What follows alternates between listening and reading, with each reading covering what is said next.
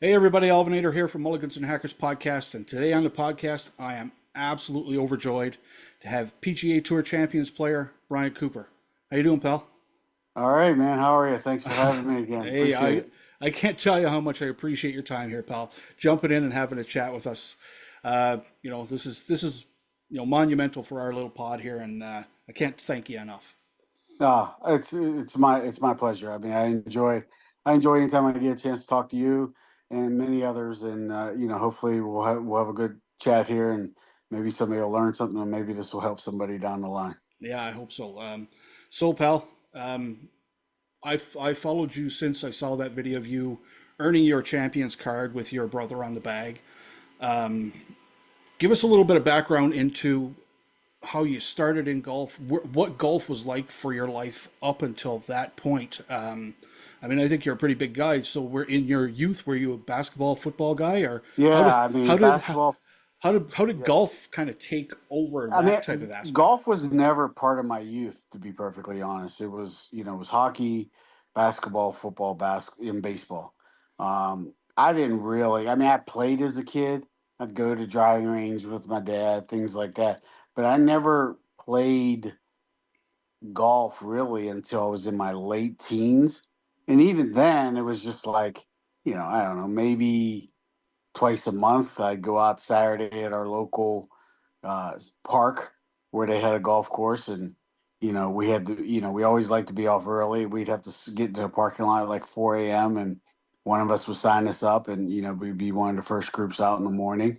But golf didn't really take place until college. After playing hockey and baseball in college, I was, doing some high school hockey coaching, and the kid that I was coaching, his stepdad had an affiliation with the golf course. I ended up interviewing, getting a job, and that's really how it started. But yeah, I didn't have the normal path into the game. I wasn't this little blue blood kid who, grew up at a country club, played all the amateur events, and got a scholarship to college. I mean, that wasn't me. I definitely took it uh, the blue collar way, if you will, is like how I like to characterize it. And I'm very proud of that. I think you should be, because again, golf is a very difficult sport. We have a rule, and it's Mulligans and Hackers rule number one, and it's golf is hard. So to get you get a job at a golf course, and how do you where does the work ethic come from to get to a point where, let's say down the road so many years that you can compete or get into the rigors of qualifying for a Champions Tour? Well, I think I've always been an athlete, and I've always been a good athlete, and I've always excelled at every sport that I played. So it just got to the point where once I got the job, you know I knew I didn't like folding shirts and answering phones. So it just that was not going to be my direction in golf, and so the competitive side in me took over, and I just wanted to play. I didn't want to answer calls and deal with giving somebody a hot dog, and all that stuff that comes with being a club pro at a small club where I started.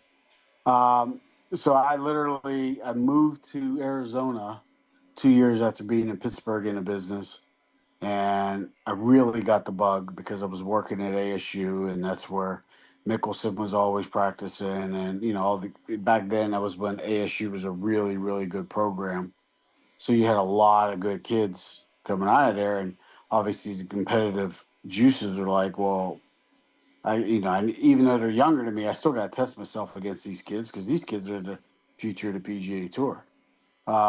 So I went off to South America and played. Um, and that's kind of where it started. I mean, I went down there, and honestly, I got my teeth kicked in. I mean, it was a joke how good those guys were. But I learned what it was going to take, and I learned what I had to change when I came back. And so for me, the work ethic per se has always been I don't like failing, but I don't mind. I mean, I know I'm going to fail. Everybody's going to fail, but I think the more times you fail, the better your opportunity is to succeed down the line, because you find out if you do it right, if you take a lesson from your failure and not just get feel like your butt hurt. If you take that lesson, you're going to learn more. And so as it went on, I'd work, I'd play, I'd work, I'd play, I'd work, I'd play. And then it just got to the point where I was late in my 40s, and I'm like, I either have to start a new career, or I got to give this Champions Tour a run. And once I turned 50, I had always had some little bit of success, had some conditional status, Mondayed into a bunch of events, and then finally got my card. But it was definitely not the normal path that, most of these guys take. So again, as a non-golfer that I like to call myself, because I've only been around the sport for 3 years and I have very little of the background knowledge in the sport. Give us a little bit of an insight into the process of getting your champion's card. That's something that I'm really interested in, because it has to be a rigorous process from saying, okay, this is my goal. I want to get it. Like, what type of qualifying events, what type of, and again, let's talk about like the work ethic you have to put in, the range sessions, the training. Give us a little bit of insight onto, you know, the difficulty of saying, okay, I'm going there, I'm going to try and qualify for the Champions Tour, and actually getting your card, because that has to Yeah. be extremely difficult. I mean, obviously the practice is the practice. I'm more of a on course practice person, so the most time that you'll see me doing anything not on course would be just putting. I believe that I feel like I'm a good putter. Sometimes it doesn't work out that way, but I mean I feel like I'm a good putter. But I like playing. I feel like you learn more on the golf course. Anybody can sit on a perfectly flat range and rip 8 iron after 8 iron after 8 iron and hit it perfect. But what if you're out there on a bear lie, or a side hill lie, or an uphill lie, or a downhill lie, or in a divot? I mean, so to me, I always thrived on getting to my course early, playing 18 holes or 9 holes or how many ever I could. Sometimes 36 if it's in Arizona and it's summer and there's not a lot of people. Um, but after that, I mean, the process is definitely, Q school for Champions Tour is a little different. There's only two stages. There's first and there's finals. I'm very proud to say and hang my hat on that I've made it to finals every year. And I'm told I'm one of the very few that have ever made it every year they've gone, which for me would be 7 years straight. Um, so, that's something I'm very proud of. But there's a first stage, and that first stage is generally 17 to 20 guys get through. Just depends on the size of the field. And then you go to finals, and finals is, whatever, 84 for whatever spots, 4 spots, and the next 25 conditionals. But it's not a very fun process. I mean, Q school is grueling. It really is. But nonetheless, it's a process we all have to go through if that's something we want to, if that's a goal that you want to achieve. So, but yeah. So that you get to that point where you finished up your second round. We'll say in the year that you got your card. Did you know going into the tent that you were there in that position, or did you find out later? Did other groups have to come in You and mean the last day? yeah, So, the day you knew you had got the so the champions card. day, it's weird. That process is, like the first day I shot, I don't know, 2 under, and I thought, oh, that's a decent start. I'll be in okay position. I was like in 20th, and I honestly I was a little deflated. I mean, I really was. I was like, Jesus God, what do I get? All right, whatever, and then the next day we shot 4 under, and I'm like, all right, we're making our move, and I think I literally moved like 4 spots, and I'm like, what in God's name is going on here? Then the next day I shot 4 under again. I got to 10 under, and I'm like, man, we got to be like within 1 or 2 shots. And I believe I was 3 shots outside. Three? I don't know. I can't remember. I want to say I was 2 or 3 out. I knew I had a chance. Um, so the last day, I promised myself I would just kind of stay in the moment, not not check my phone, not ask anybody, not because we had a scorer with us. I could ask him at any time. I didn't want to. I was playing good, left some opportunities out there. I just remember finishing um, on 16, 16, 17, 15. This is kind of a drivable par four, and I had hit it to like just off the collar, but where the pin was, you still had to chip it over this bunker. And I chipped it to like 6 feet, and I'm like, I literally walked up to that putt, and I'm like, this, I think you got to make this.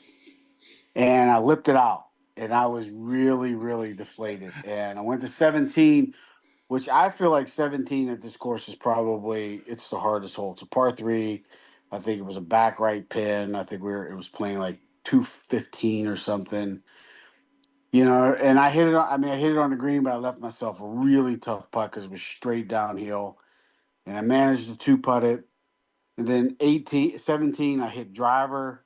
It was a par five. I hit driver. Um, I laid up to a good yardage because couldn't get there, and I didn't want to put it in a bunker because it gets tight up there. And I hit it to like 5.5 feet, but it needed to go literally 6 more inches, and it would have been a kick in. And it stayed up on this little hump, and so it had this turn to go down and a little bit left to right. And at that point, I said, you have to make this putt. I mean, there's no doubt in my mind you have to make this putt or it's over. And again, I lipped it out, and I'm like, I just right there, I felt like because I felt like no, I just had this feeling nobody was doing anything this day, and I still hadn't checked scores, still hadn't asked the score, and I went up, tapped it in, and as I was walking off the green, I looked at the score, and he just shook his head, yeah, like he's like, and I'm like, whatever, all right. 18, actually 18 is probably the hardest hole on Champions. Um, it mimics 11 from the stadium, water all down the left. I hit a good drive. We had 211 back left pin. I mean, it was 7 steps off the water. Um, and I remember talking to my brother, but I had told myself I would not look at scores until I hit my second shot on 18. And I remember me and my brother were talking. I'm like, do we hit something easy? Do we just bun a little 4 iron up there, or do we just go after a five and just get it there? And my brother reminded me, he says, beginning of the week, you said you didn't want to hit any club easy. He said you wanted to hit everything hard. And I said, all right. We grabbed the 5 iron and I went right after it. And honestly, when I left the club, I thought I was in the water because this is not a pin you go at. And I went right at it, just a hair left. And I remember talking to a buddy who was up there on the green, and he said, when I hit it, three people said, oh, that's in the water. Like he said, everybody could see where the ball was taking off, and they all thought it was in the water. And it hit, landed, rolled into onto the hazard line, but never went in the water. And then I looked at the scores. I knew it was safe. The ball was on the green. Or it wasn't in the water.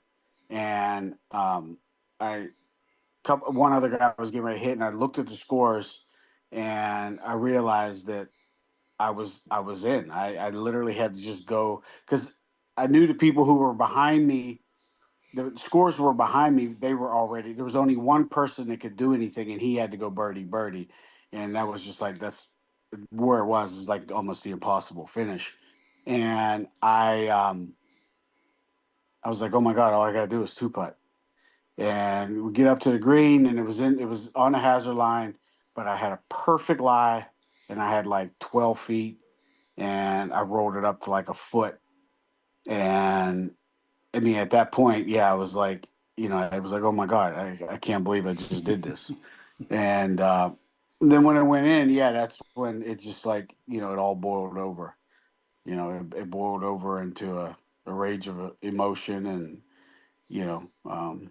Yeah, it was a pretty cool moment. Yeah, you could see it in that video. And again, that's the first time I actually became aware of you was that video because I'm a sucker for those type of emotions. And again, that must have been some feeling because again, for the work that you put in and the goal that you set for yourself, and you accomplish it. And again, for a fan like myself, who's not not anywhere close to being a good golfer, when we look at that, go, wow, he's made it. Like you've made it. You're on the tour now. Like so. You got your card. The emotions are all there with your brother, and I mean that had to be absolutely fabulous as well to have him on the bag and accomplish that goal that you set out for yourself, right? Oh no, I mean having my brother there, it was weird because I was ready to quit, to be honest. And when my brother said that he would caddy, I can't lie that in my head I was like, "Holy shit, this is going to be pretty damn cool when we do this together." And sure enough, that's what happened. So yes, that emotion definitely, like I said, even there, I was like, my our dad would be really proud of us that we did this together. He would be. No doubt. And yeah, you even just saying it, that kind of stirs up that type of emotion as well. So now, like as a fan, I look at it and go, okay, you know, Brian, you've made it. You're on the Champions Tour. It's all glitz, uh, glitter, gold. Um, you made it. So how do you get prepped for? I guess how do you make the decision? What's the first tournament you're going to play in? Because how does the access work then, right? Because you become a full tour member, correct? You're guaranteed 16 starts as a rookie. Um, I ended up getting 22, I think, something like that, 21 or 22. Um, Obviously, the first event was a limited field event. It was in Morocco. Um, but at that point, I was going to play everything. I was going to play every event that I could get into. Um, and it happened to be Morocco. Morocco was the first step. Um, I made the cardinal sin like many other rookies do is when you go in and you change equipment and you do everything. I made that mistake. It was a.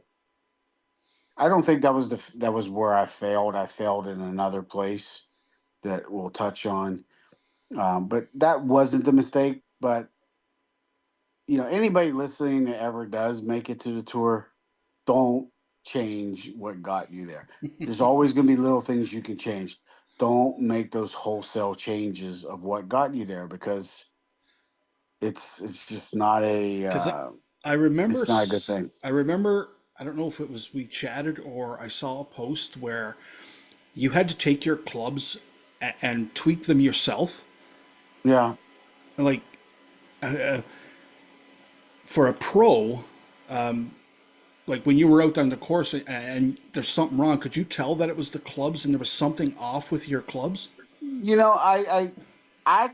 I couldn't tell in Morocco. Morocco was just not a.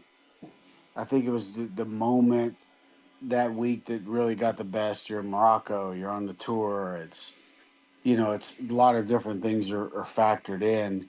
But I think I started to feel like week the week two in Naples that I'm like, okay, something's wrong here. These things just don't feel right at all. Um, and then once that happens, unfortunately, it gets into your head. You never know if they're right.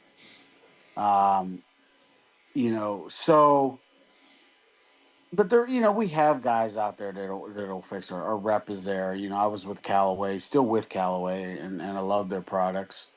But they're there, but once it gets into your head, nothing ever seems right.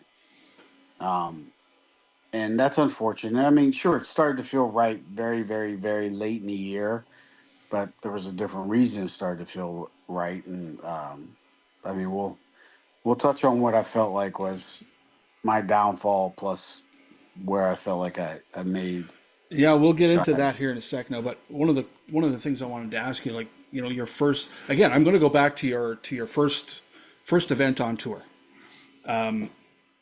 You show up, Lights don't. you show up to Morocco. Um, you get there, you walk down the range, and who's there? Like what people are there that you're going, wow, and who's in your group? Day one, day Well, two. I forget who I played with day one. I mean, I know I played with Triplet, I think day three, but I had hit ball. I mean, Trip was an Arizona guy, and I'd be on the range hitting balls with him all the time. So it wasn't like it was that big a deal. But I forget who I played with, honestly, the first 2 days. Um, I don't think it was anybody that stands out, jumps out at me like it's something crazy. Um, but I was not in all of these guys because, again, from a guy who didn't have much status, I had Mondayed 1 year more than anybody. I think I Mondayed 4 times plus a Monday. I got into two majors, so I wasn't in awe of anybody.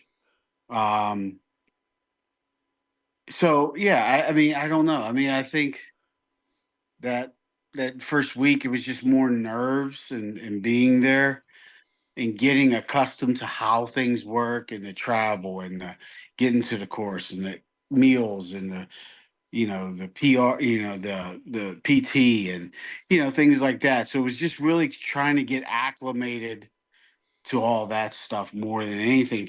Generally, like the first 2 or 3 tournaments. Yeah. Did it take two or three tournaments? Then you started to get a little more comfortable with knowing how the routine was.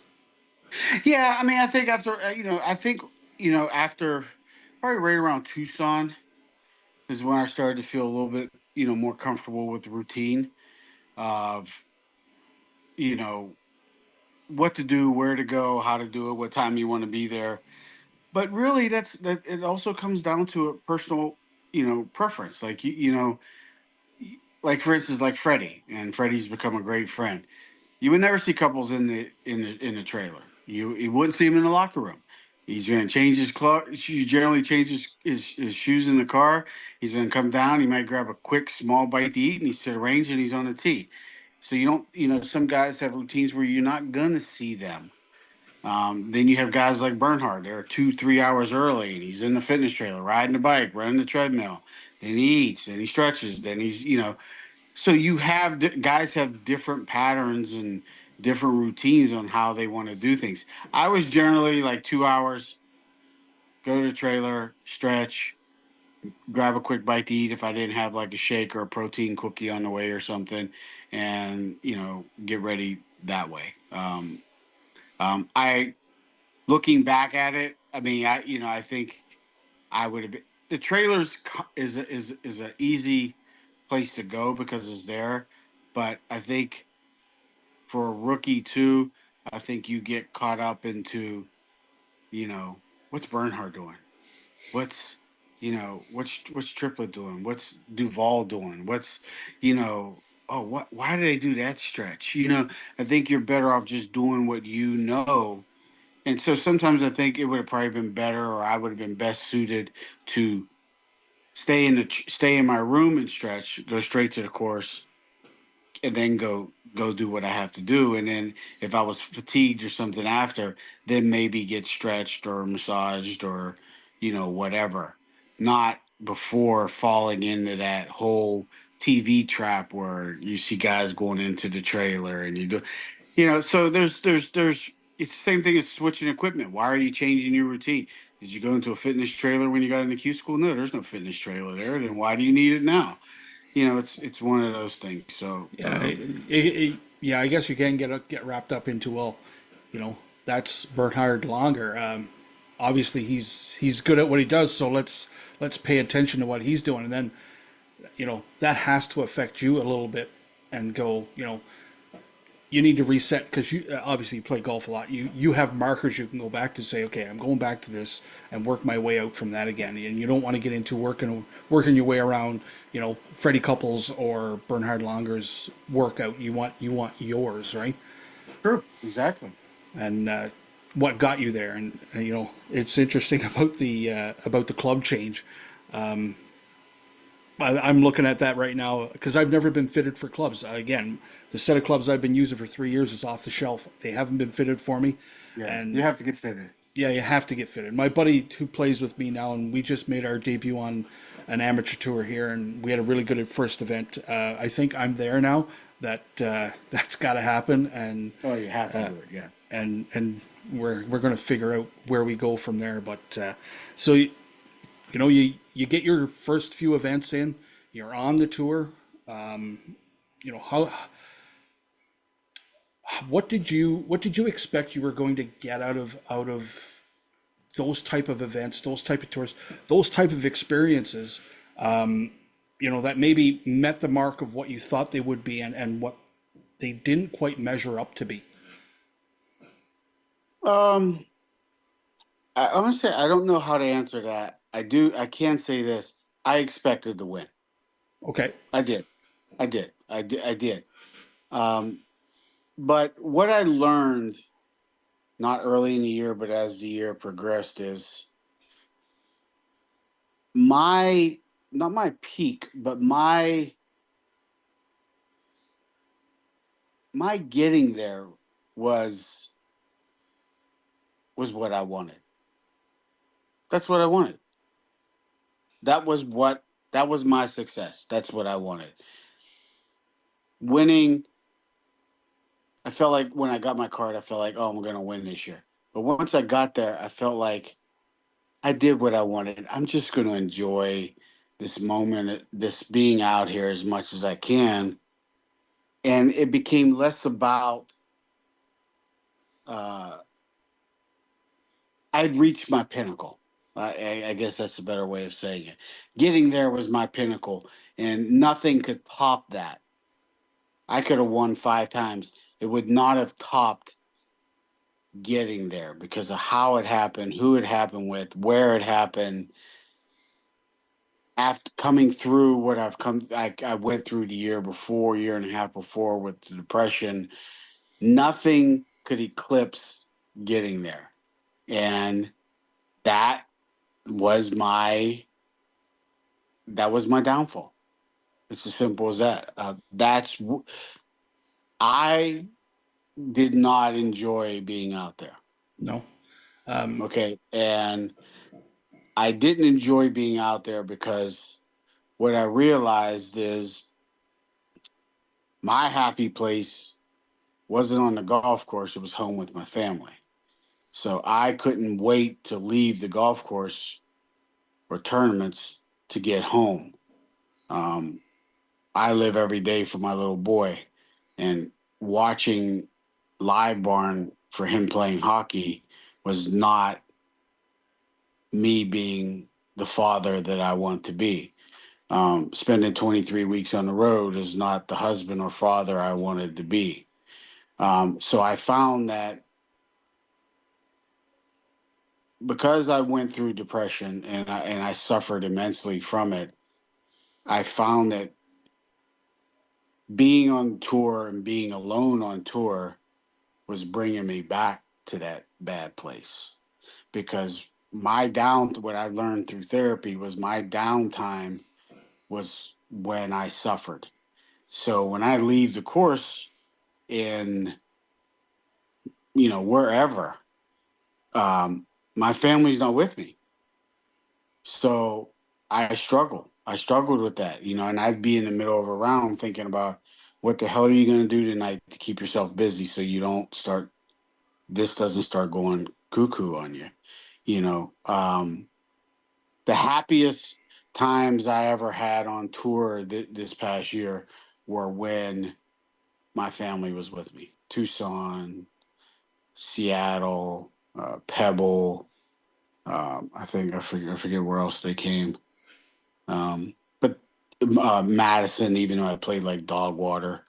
Um, but those were my happiest times. I mean, I couldn't wait to get to the course. I couldn't wait to get off the course. I couldn't wait to play because I knew that my wife and son are right over there, and that's like it's all I ever wanted. I mean, my son got to Freddie is like my son's pseudo uncle. I mean, he sent him a Sidney Crosby game worn signed jersey. I mean, he absolutely loves my boy. He texts me all the time. He's like, "What's up with Ash? What's the next tournament? You got any videos to send me? Send me. You remember that video? Send me back. Yeah, send me back again. I got to show somebody." For me, I posted a picture online with me and Freddie. I met Freddie the very first time when I was junior, sophomore in college. He was playing in Pittsburgh, and it was a little Monday, Tuesday event. And I took a picture with him, and then I posted that picture plus the picture of me and him. I think I think my son was with us. And I'm like, where it started and, where it's at or how it started and how it's going kind of thing. And, it's just crazy to generate these friendships. And that's the golf. I could care less. But those friendships that I've made with Fred, Ernie, O'Meara, Corey Pavin, VJ, those friendships are going to last forever, and those are the moments that I look back on and be like, that's why I qualified. I didn't qualify to win because nothing could eclipse what I've done. Nothing could eclipse that with my brother. And after battling depression and, all that was my pinnacle. And that's what made me happy. And that's why I don't care to play so much anymore because I find it's not such a happy place for me. And again, not delving too much into it, but the recent events with Grayson Murray can show us, I guess, the other side of the depression when you I guess don't really battle or don't really conquer your demons. I know he had a long battle with mental illness and was quite open about it and out there, and that is the darkest of the dark. So for you coming out the other side of it, actually realizing what is important and what gets you through, I guess that's commendable in itself. Because again, those type of things it's hard for some of us to understand how you get to that point. Again, I personally, and again, I'm not qualified to talk about this through any aspect other than my own eyes. I went through the reason I'm here talking to you today is because I was in that type of a dark place, and I needed something to get me out. And golf was my avenue. I'd never played, like through my whole life. I maybe played maybe a dozen rounds, and it wasn't something that was there. It was only something that was on TV.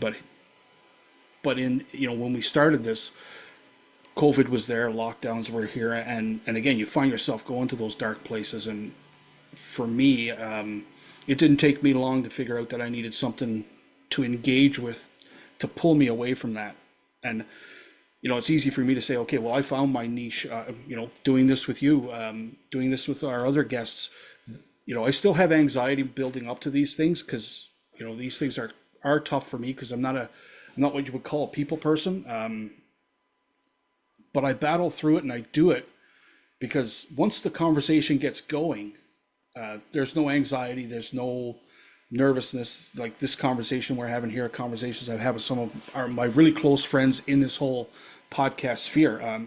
Now that's what I do it for. I look Yeah. forward. I look forward to that more, just as much as I look forward to going to the golf course now, because I really enjoy the game. Probably because I don't have a history in the game. Probably, and that's probably the best way I can put it is I don't have a past in like hockey for me that I grew up in. I don't watch much of it anymore. I'm not involved with it anymore. Golf is my thing. I want to learn as much as I can about this game, the history, what I could do in this game. Again, I don't know if I mentioned it earlier, but me and my buddy just played our first amateur tour event, and I'm at Hmm. 50 years old, and I play in my first amateur tour event, and we're going to play in another one here right away because I really enjoyed that experience. But I'm on the other side of that. This is my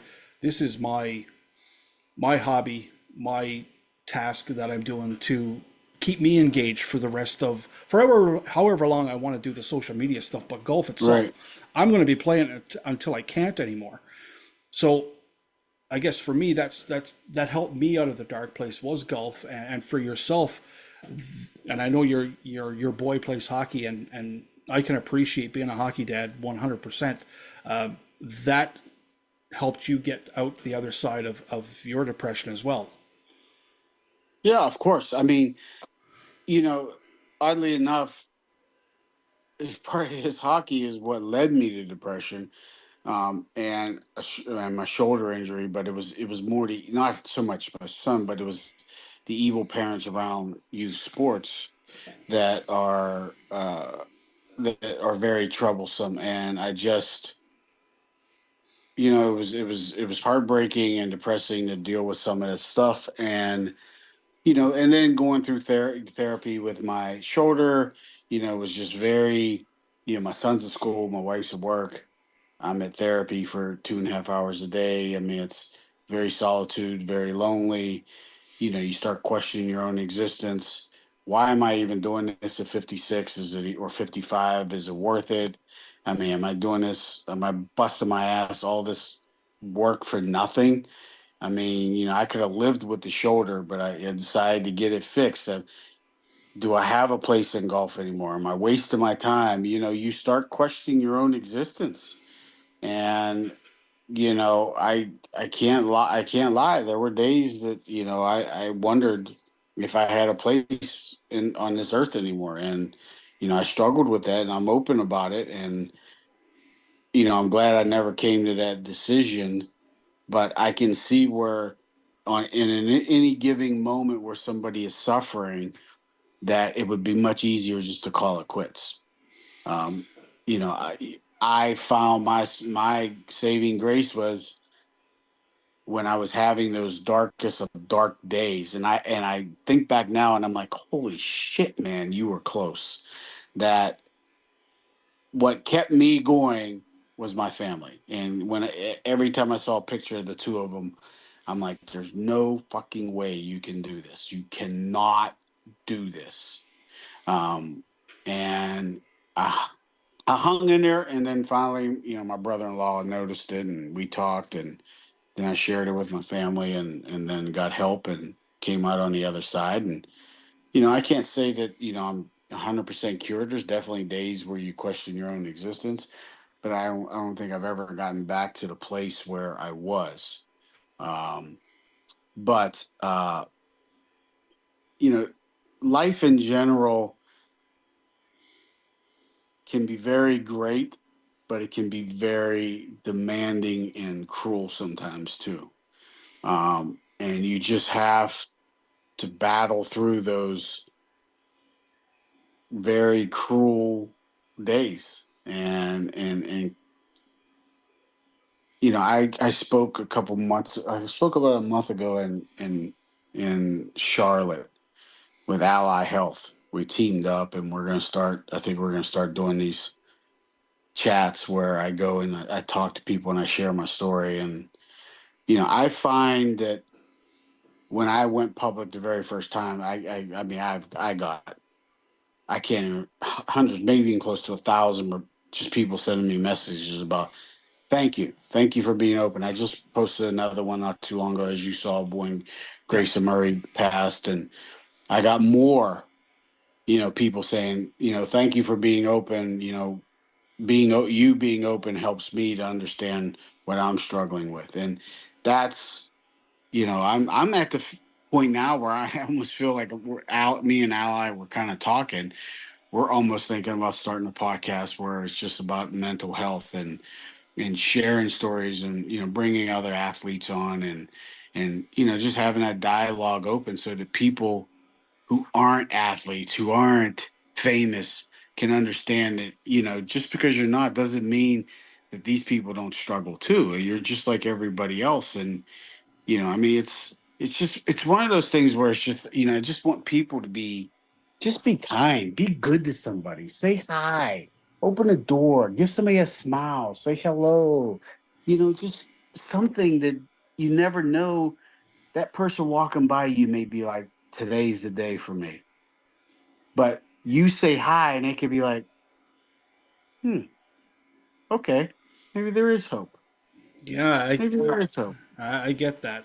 Um, Again, part of what we do here, like, again, I'm no psychologist, I'm no therapist, but one of the things I'm very proud of that we do here is we engage.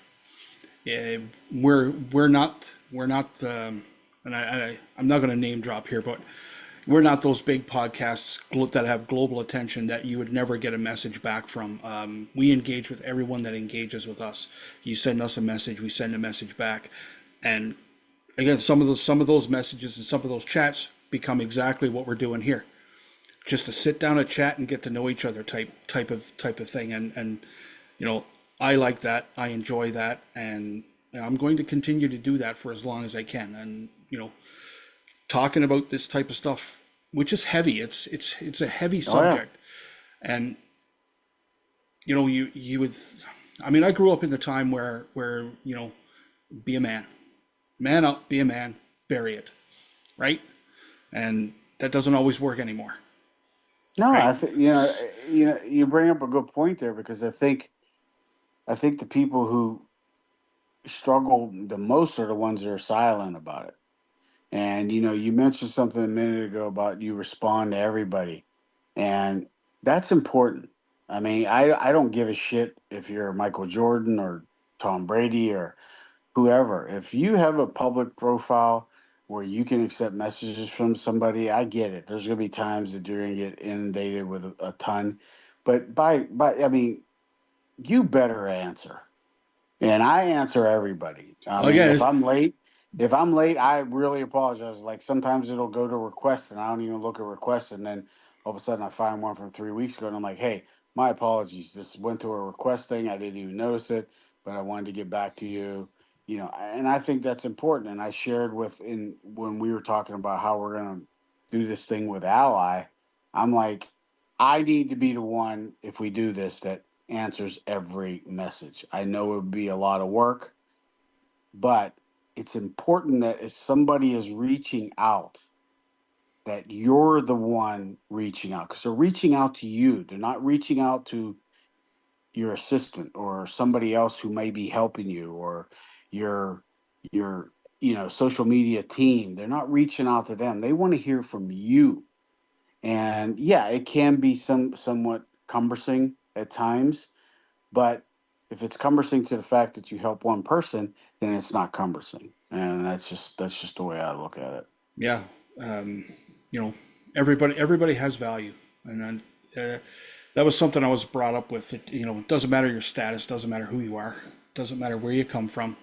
You know, we're all here for. We only get to do this once, and everybody doing this thing we call life has value, and it's something that in these times when tragedies happen, and you ask yourself, how does something like that happen? How does a young man or even a young woman get to a point where they take their own life, and there's I won't say there's nobody there, but like you're at that point.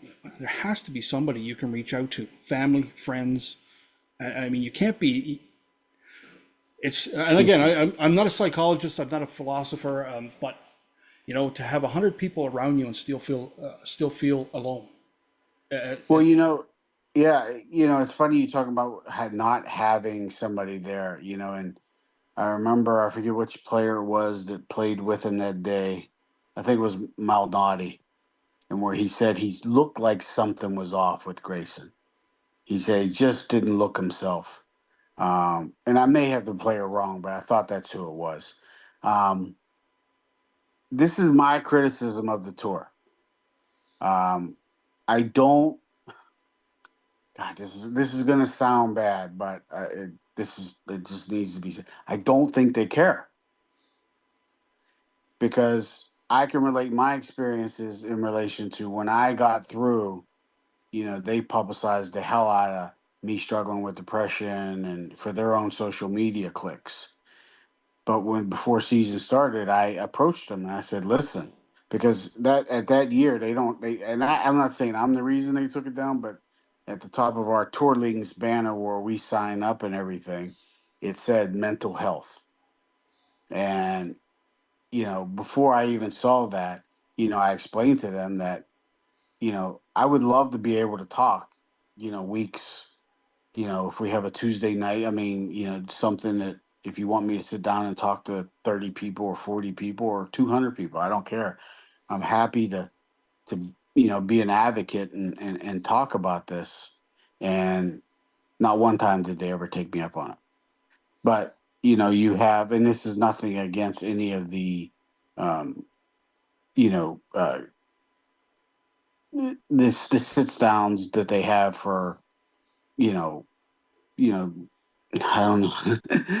The Bible sit downs. Okay, we'll just say that. They don't have an issue with that, and they don't have a problem promoting that. But when you promote something where you're talking about life and death, you don't want to do it. And I'm honestly, I've called the tour out, and maybe it's a reason why I'm not getting exemptions this year because maybe they're pissed, and I don't care. I mean, I don't. I'm not going through life to please you. I mean, I'm trying just to do the right thing. This year alone, I had a doctor who works on the tour reach out to a couple of events, and they're like, "Oh, well, we have to go through blah blah blah," and I'm like, and every time he would tell me, I'm like, "Yeah, that ain't getting done. Now I'm telling you right now, those two do not. They could give flying fuck. That's not going to happen. I'm letting you know right now." And sure enough, he get a response. Yeah, yeah. Well, maybe next. Maybe let's try again at another time. And it's just that whole. I don't know, man. It's literally like when you're out there, these guys are like your buddies, and then when you leave, you find out. Honestly, I hate to say it, they're just pieces of shit. I mean, they are, and I don't have a problem saying it because I mean, I speak my mind. They are. I mean, they tell me who they're going to talk to, and I'm like, never mind. Don't even bother. I already know the answer. Don't even waste your breath. Don't. And like it's just and it's shameful. It really is. It is just it's absolutely pitiful. That they didn't have something in place with a high risk person that they couldn't have something in place to help him. Granted, he's an adult. He went home and did it. It's not like he did it there. Can't have a babysitter. If somebody wants to do it, they're going to do it. But the fact that they didn't have somebody in place when things looked off to maybe sit him down and be like, dude, let's just talk. Let's go grab lunch. Maybe taking him to lunch would have taken his mind off it. And then when he gets home to his fiance, maybe he would have felt a lot better. Um, so I'm hypercritical of the tour. I am. I don't think they do enough. They talk a good game, but you know, talk is fucking cheap, man. Yeah, Anybody can talk. yeah. Again, we can look at other big sports as well, and it's almost like they got to get shamed into action, if that makes Or sense, tragedy has to happen. right? And we talk about these multi-billion-dollar industries that sports are. You would think that the athletes are the most important thing, What makes them the money? I right? mean, what are the Lakers without LeBron? What's Toronto without Austin Matthews? What's Edmonton without Connor McDavid or the Penguins without Crosby? I mean, they're the ones making your money. So it's like these guys way back in the day when you would always hear about these NFL guys getting DUIs. I'm like, how do you not have a car service in place for these guys every night they go out? Like, why would you risk a 15 or $20 million player to get a DUI or to get killed driving? Like, give the guy a car. What's a limo going to cost you guys if you buy a year's worth of time? I mean, it's going to cost you average $200 a night for a guy. Big deal. Knock yourself out. It You just know, doesn't make sense. I mean, I don't get it. I really don't. I struggle with you know how these NFL teams or just at major league professional sports teams just don't have more things in place. And like even deferred money because these guys all go broke. I mean, like just structure it that's just the way it has to be. That's know it. that I mean, they're yeah, we're signing you to 15 million. Eight's deferred to after. Eight's deferred to a pension.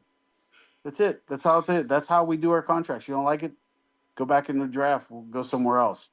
I mean, yeah, try to be conscious of what you're, of these players. Some players just are irresponsible. They are. Well, again, Help them. I mean, just listen, help them. at a young age, and I'm not too.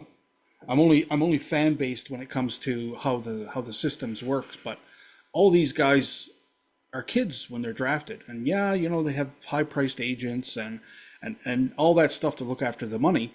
But that's all they look after, in my opinion, is the money. They're not looking after the kid, right? And if the kid, say, has a close or not close relationship with their parents, you could see that how a kid could go off the rail really quick when they get a ton of money, and I'm young, and it's go time. Yeah, I know. I wholeheartedly agree. I mean, I just there's just so many. Yeah, if you don't think that amount of money and pressure weighs on a kid mentally, how many kids last 2 years in pro football because the expectations were so high and they had never had anything in place, and then they burn through their rookie money and they're like, "Holy shit, I'm broke after 3 years." I've taken, they take these backdoor loans off the team early on and to get their money, and there's a lot of shit that goes on that the public doesn't know about. That now this kid going into his fourth year literally has no money, and he's played so poorly that now he gets no money and his career is over. And he's back in Mississippi, sitting on the corner drinking 40s with his buddies, and they're like, "Damn, dude, last year you were on a charter jet," and it's just crazy. And if you don't think that that mentally just tears a kid apart, I mean, it does. I mean, And it's that can have its trauma later on in life as well, right? if they last that long. I mean, you find out a lot of these guys are, you know, these guys that come out, like, look at what was the dude's name from LSU that went to Oakland, the quarterback, big kid. What the hell was his name? I forget. But my buddy it was his agent, and it's like the kid in college was amazing, but he was as dumb as a box of rocks, and he spent all of his money, and now he's back, wherever the hell he grew up, and he's like 350 pounds, and he's just like, you literally have to think that every day he's probably thinking about, man, how the fuck did I get here? I should still be in the NFL. I should be making like $25 million a year, and here I am, got no money, no pension. Mentally, he's probably like, I'm just done. And I don't know. I mean, And again, when it's you get into it's the like, as a fan, you the only thing. And I mean, I'm not naive to it because, again, I've been paying attention to sports for a long time and athletes for a long time. But as a fan, you just get wrapped up into this guy makes X amount of millions a year. He either performs or he doesn't perform. You go, well, that guy's not performing. He's not worth the money he's making, right? And as a fan, you look at sports, and that's the level you get engaged with. It's like that team is close to the salary cap and they suck, and this is why they suck. It's this guy making this, and we don't see anything about. And again, it's probably because those professional sports leagues, they don't want us as fans to know what's happening behind when it comes to dollars, cents, or how the athletes are performing or how they're handling success or failure. They don't want us to see that because that affects bottom line, right? sure, absolutely, I agree. I mean, there's, you know, as we talk about like the mental aspects of just life, it is. I mean, life can be really, again, can be really cruel, and you have to learn to navigate that to your best ability to be for you to be in a good place. I mean, it is not just, we talk about these guys who make a lot of money, but what about the guy who just works at the bank, or, the guy who drives the tractor trailer? I mean, you know, mental health and mental illness is a very debilitating disease. It is a very lonely existence. Um, and it's just now really taken strides in sports because you have so many people now coming out saying I need to take a break. I mean, I just need to take a break. um and I applaud. I think it was the little tennis girl 5 years ago, 4 years ago, the little black girl, I forget her name. um and she was literally like one of the first I remember of just saying, I have to take a mental health break. I gotta get away from tennis. And people are like, oh my God, you're weak.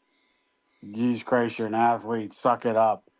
And then all of a sudden when she did it and it got so publicized, you started to see other people doing it. Other people finally saying, oh my God, it's okay. It's okay. It's okay. And I think part of the reason I wanted to come out was not only to let people know that I struggled with it, but to also hopefully people who did follow so that they understood it's okay to not be okay. Mm-hmm. I mean, it is. It's okay to Mm-hmm. not be okay, dude. There's nobody, you can't be okay every day. There's all, life gives you things where it's okay not to be okay. I mean, if you lose a relative, you're not okay, right? You're depressed, you're hurting. So if it's okay not to be okay, then it's okay not to be okay when you need it for yourself. And I think that's a valuable lesson for people, that they have to understand that it's okay. Nobody's, if somebody criticizes you, they're the problem, not you. I was just going to say, if there's people that would judge you for that, then their opinion's not worth much. Right. I think it's the people who don't come out and they act so tough. And that was a fear of mine for my wife, was because she sees me as this enormous figure, to be, would she see me different? And she didn't. And then I got strength from that. I got, because I didn't come out until everybody knew. And had I been seen as a little bit weaker, I might not have come out socially and openly and talked about it. But I also think that my mental struggles also enabled me to get to where I was, because I felt like, God damn, dude, this is going to be a pretty crazy ass story. I mean, to be on the brink of 6 feet under to the pinnacle of my career.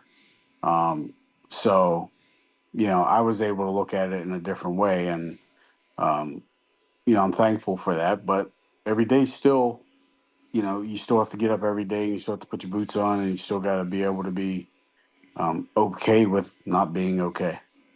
Yep. Um, you know, the world's better with you here than with you not, right? And And it's just weird. I mean, obviously, our country, your country, we're definitely in very volatile times. People, there's so much discord and hate division, um, and everything, division, everything's and everything. And I don't want to get into the political side of it yeah, because of course not. we would never ever finish this podcast. But the people in power agitate that, Well, they do. They agitate the egg it division. on, they egg it on for their own benefit. They state their cause to prevent. But I do feel like a lot of the mental illness and mental struggles for everyday people come from what's going on in the world. Just Yeah, the absolute hatred and I mean, you can go hatred, you go stupidity, you go hypocrisy, you go all of it, that people just look and they're like, what in the fuck is going on? I Like, agree. seriously, what are you doing? I agree. I mean, I shut out. Um, I pay attention. That's one thing I'll never stop doing is paying attention. But I shut out a lot of that stuff because that was having an effect on me personally. Um, you know how we live our lives together whether it's states in the U.S. or provinces up here in Canada. And again, both of our countries from coast to coast are conservative, liberal, blah blah blah blah blah. Uh, it doesn't stop us from still. It shouldn't stop us still from communicating with each other like we're doing now. When the discourse stops, that's when trouble begins, Yeah. right? And Yeah. I'm an armchair historian. My wife has said that my library has to kind of stay where it is now. It can't get any bigger. So I read a lot. I read a lot of history, especially about very volatile times in history, whether it's American Civil War or the Great Wars, even conflicts like Vietnam, and how again those type of periods were divisive in the country, and how it led up to that, and how you get past that, or if you actually really get past that. I mean, I had to shut all that stuff out when it comes to watching the news, because again, that is if you News if is you depressing. if you watch the news, you're misinformed, and if you don't watch the news, you're uninformed. And Yeah. I mean, that's just Yeah. you know, The news I is the news is depressing in and of itself. I can't remember last time I watched the yeah, news. I mean, I because can't. again, I mean, I can't do it. You get it enough of it on Twitter. yeah, again, that's and again, I stay out of that. I used to be very active in the political scene, whether on social media, back before I started this, and I just gave it up, cold turkey, Yeah. done. Because again, You, you can't fix stupid, and you know what? yeah. Sometimes when you argue with a fool, somebody walking by might not know who the fool is out of that group, and Yeah. No, I agree with that. I Yeah. just kind of put that to bed, and I'm like, you know what? I got golf now, and it's doing me well so far.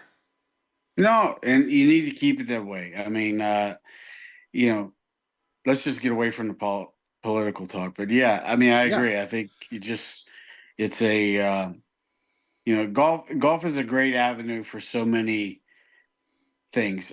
Me getting back to understanding that I don't think golf is I could play 10 events a year. I can't play 22.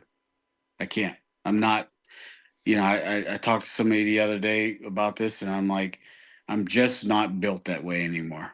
I'm not. I said my priorities in life have drastically changed. I mean, to be perfectly honest, I could not play ever again, and I would be just as happy. I mean, I'm just being honest. I don't need the game.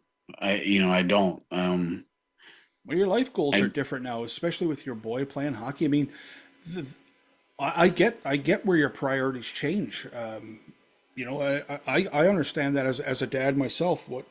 I put my head down when I had kids, and it was literally 25 years of just put your head down and go to work, make sure your job as dad, put food on the table, put a roof over their heads, and make sure they have access to the things that they need, not necessarily want. And you come out of the other end 25 years at the other end of that, and it's like, okay, well, now my goals have changed as well, Yeah, because my kids don't need me as much as they did 3 years ago. And sure.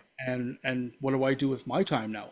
Again, that focus is It, different for me, as sure. you're still going through the process with your boy of him being in hockey, and that could be exhilarating in itself. But I'm going to go back to what you said about you know the negative part of that as well, because I coached hockey, and the toxicity that can be in that Oh my environment. God, it's awful. Oh, holy shit!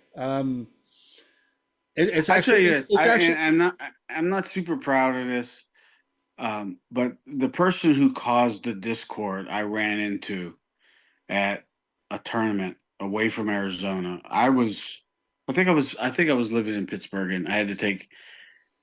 This was recent. I had to take Ash to a tournament, and I ran into that parent. And I'm not proud of this, but it's who I am to my core. And I said, "You are you." I said, "You can't." I said, "You have no idea how lucky you are that Shelly's my wife." I said, because if I had been single, or I had it had been any other person, I promise you I would have kicked your teeth in. And I said, and I'm not, and I'm telling you because I tell people how I feel straight to their face. I don't want you to hear it from somebody else and say, but you really do have no idea how lucky you are.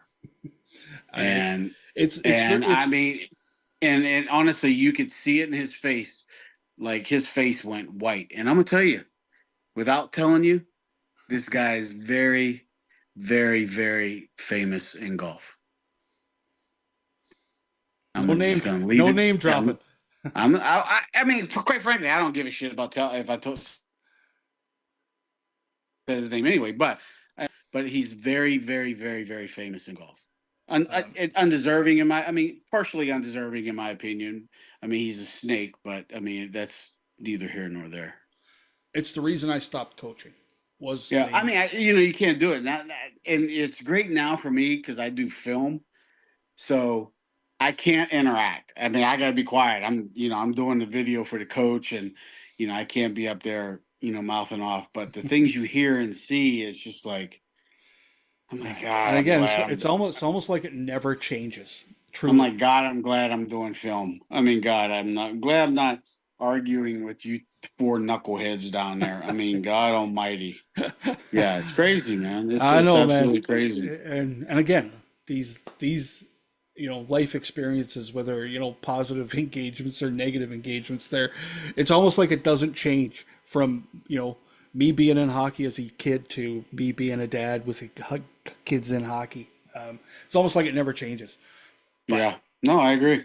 anyways, so where are you going next? Like, so you, So you we moved to stay. Pittsburgh. So we moved to Pittsburgh.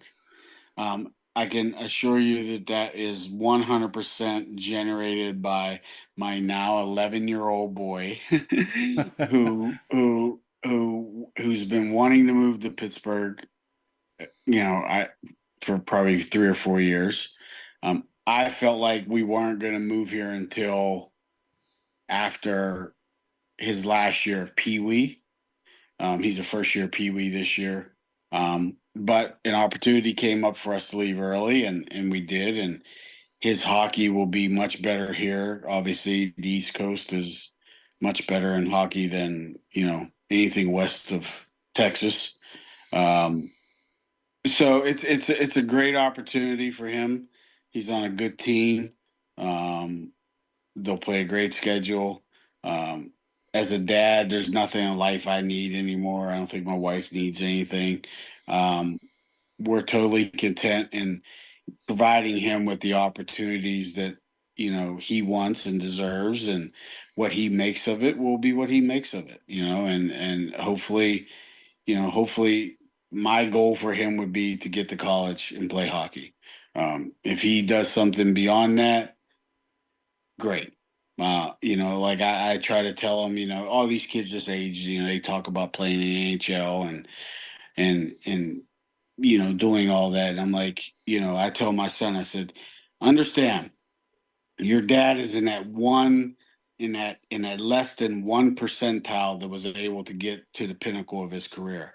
I said, I think you're a better athlete than me. And I do. I honestly, I swear to God, I think the kid is a better athlete than me. And if he is, he's that's pretty good. I mean, I know at hockey at this age, no chance. I mean, he's well beyond where I was at 11. Well, I mean, it's not even close. Um, but I tell him, I said, the NHL is a lofty dream. If you get there, man, that's unbelievable. I said, but your mom and dad would be thrilled if you got to college and played hockey, because that would be a monumentous, you know, uh, reward for everything you've done, and it would be crazy. It would be an extreme accomplishment. Um, but I tell him that from time to time. I let him think and do what he wants. But I mean, that's all I want now. I mean, I'm totally content being home, watching him eat dinner. I don't think I'll take him to school. I think he gets to go bus to school this year. It's only 2 miles away from our house anyway. But it's going to be great to be home and to not be an absentee father and to be present. And I'll share this, and when I got done with my season last year, and I wasn't happy with it, but I was content that I had got to it, again, achieve a goal that I always felt like I was going to get. But I knew I was an absent father, and that bothered me, and it weighed on me all year. And I don't think my struggles on the golf course were talent related; they were 100% mental related. Knowing that I just didn't want to be out there. I was not happy being out there. I was not happy being away from my family. So when I came home at the end of the year, I sat down with my son and I said to him, it was a conversation just between him and I. And I told my wife I was going to ask him. I said, "Do you want your dad to play golf anymore?" And he looked at me and he gave me a weird look. And then he says, "You can play one more year." And, but it's the way he said it, and I can't describe it, but it's the way he looked at me and the way he said it that told me, no, I don't want you playing golf anymore. Because he's not super vocal, but he said, I could tell that he was basically saying, no, I want you home with me. And I mean, dude, that fucking stung. It stung. And that even led further into, I'm getting emotional talking about it right now, but it got that hurt because it made me feel worse about being an absentee father, and I did not like that, man.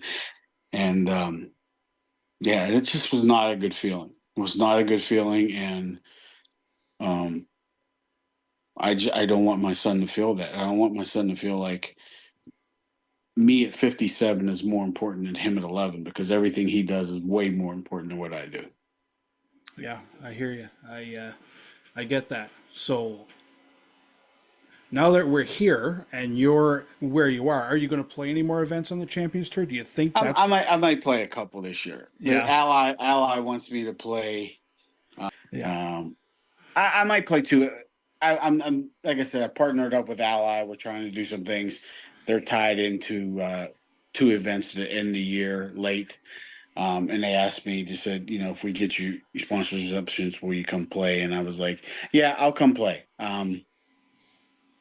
They're I late in think the year, I think but those we'll would be see what important happens. if you're trying to build that relationship. I think those would be important, right? For what Yeah, you no, want. I agree. And I think we would tie into some kind of talks at both events.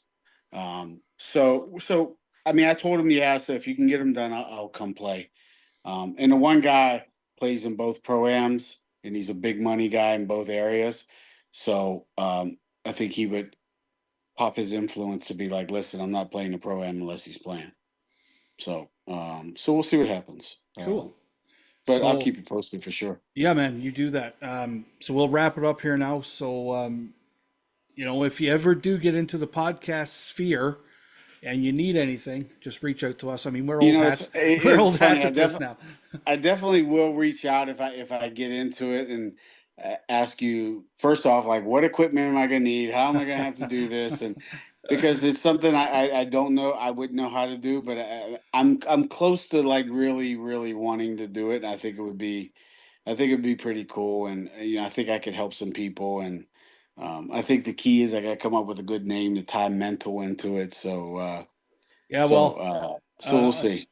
and I'll give you the old cliche before we wrap it up here. Now that if I can do it, anyone can do this stuff. So, I mean, I started at 47 and had no idea how to hook up a microphone to a computer, and here we are. So, well, All Brian, right. man, I really appreciate you jumping in. I mean, this conversation went on for an hour and a half, That's cool. and It's then easy when when it's right, it's right. It goes easy and yeah, man, time flies, so it's and great. I enjoyed it, and I really appreciate you coming on, and I really appreciate meeting you and having this Of chat, course.